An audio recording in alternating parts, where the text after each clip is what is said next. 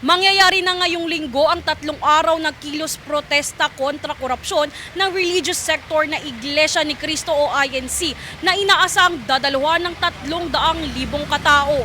Kaugnay nito, ayon sa payag ni former Presidential Advisor Political Affairs Attorney Jacinto Paras na ang ikakasang rally ay hindi isang kudita kundi karapatan ng mga Pilipino. Wala po tayong aksyon tungkol sa we go out of our way and overturn the government. Hindi po yun ang panawagan ng mga taong bayan. Huwag po tayong matakot.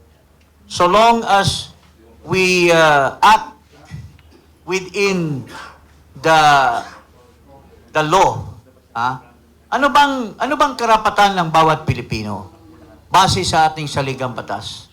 Unang-una, freedom of speech.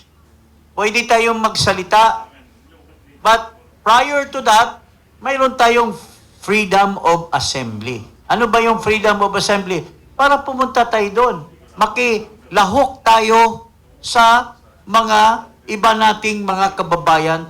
Ikakasan na ngayong linggo sa Quirino Grandstand ang 3 araw na malawakang protesta ng mga miyembro ng INC tungkol sa nangyayaring korupsyon sa bansa. Mapayapang pagkilos naman ang panawagan ng leader ng mga grupo na sumusuporta sa naturang rally, kabilang na ang aktivistang si Ka Eric Celis.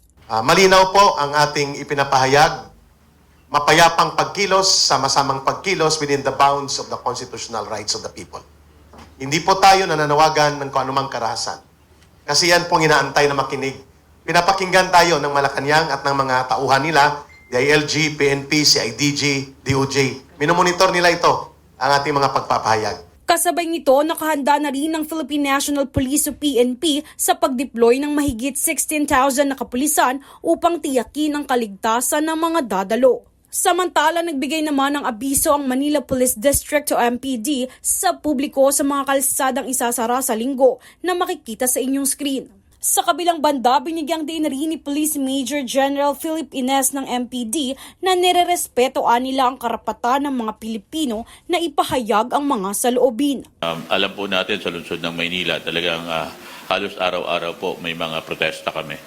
At sa atin naman po, palagi po natin nandun po yung pagrespeto natin sa karapatang pantao at karapatan po ng mga kababayan natin magpahayag ng kanilang mga saloobin. Mariin naman itong sinang-ayunan ni Attorney Manuelito Luna dahil anya walang mali sa pagsingil ng accountability sa mga taong sangkot sa korupsyon. We want real justice dito.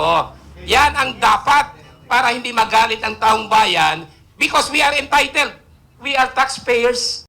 Ayon kay Attorney Luna, karapatan ng mga mamamayang Pilipino ang manawagan sa nangyayaring katiwalian sa gobyerno at hindi dapat matakot ang mga tao na patuloy na singilin ang mga sangkot sa katiwaliang ito.